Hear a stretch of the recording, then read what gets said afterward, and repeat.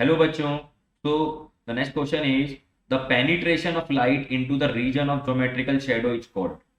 अब देखिए यहाँ पे अगर हम बात करें the penetration of light into region of geometrical shadow, आपको पता है कि जब भी हम अगर इन सभी का अगर डिस्कशन की बात करें तो सबसे पहले अगर हम बात करते हैं पोलराइजेशन की। पोलराइजेशन क्या होता है? तो पोलराइजेशन का मीन आपको पता है कि जब हमारे पास में कोई लाइट वेव, हमें पता है लाइट वेव जो होता है डियर, लाइट वेव के जो कंपोनेंट्स होते हैं, जो वाइब्रेटिंग कंपोनेंट्स होते हैं, वो सभी डायरेक्शंस के अंदर वाइब्रेट करते हैं। ठीक है, दैट मीन्स यहाँ पे electric field as well as magnetic field दोनों जो वेक्टर्स होते हैं दोनों वाइब्रेट करते हैं। अगर हम उसे किसी भी तरीके से एक पर्टिकुलर डायरेक्शन के अंदर क्या कर दें, रेस्ट्रिक्ट कर दें, तो ये मेरी कौन सी लाइट हो जाती है? पोलराइज लाइट हो जाती है। इसको हम क्या बोलते हैं? पोलराइजेशन कहते हैं। तो यहाँ कहीं भी लाइट का ज्योमेट्रिकल शेडो के अंदर हम ये बोल सकते हैं कि पेनिट्रेशन नहीं हो रहा है, तो diffraction is not the answer.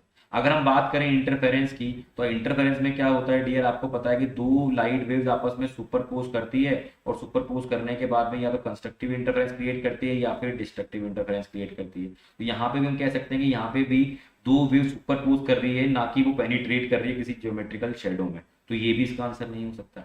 फिर अगर हम बात करें रिफ्रैक्शन की, तो रिफ्रैक्शन में क्या होता है कि लाइट वेव एक मीडियम से दूसरे मीडियम में जाती है। ये मान लीजिए नॉर्मल है, लाइट वेव इंसिडेंट हुई, तो जब रेयर मीडियम से डेंसर मीडियम जाएगी तो बैंड टूवर्ड्स दी नॉर्मल हो जाएगी, और जस्ट इसका वाइस वर्सा हो जाएगा जब डेंसर से रेयर में जाएगी। तो हम ये क्या कह सकते हैं कि रिफ्रैक्शन के अंदर भी ज्योमेट्रिकल शेडो में पेनिट्रेट नहीं कर रही है। हालांकि वो एक मीडियम से दूसरे मीडियम में जा रही है, लेकिन हम ये नहीं कहते कि वो ज्योमेट्रिकल शेडो में मूव कर रही। तो सो this is not your answer. अब हमारे पास में एक आंसर है, एक ऑप्शन है डिफ्लेक्शन।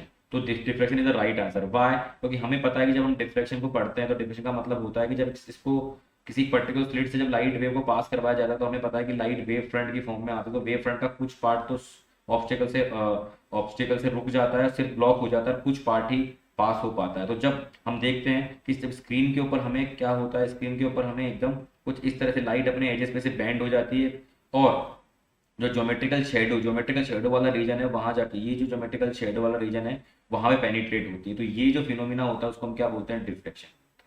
और डिफ्रैक्शन लाइट वेव साथ साथ साउंड वेव भी करती है, कि साउंड वेव में कुछ ज्यादा होता है और इनमें कम होता है। वो डिपेंड करता है कि इनकी वेवलेंथ पर और स्लिट की विड्थ पे डिपेंड करता है। Okay dear, so this is the phenomena which belongs to diffraction.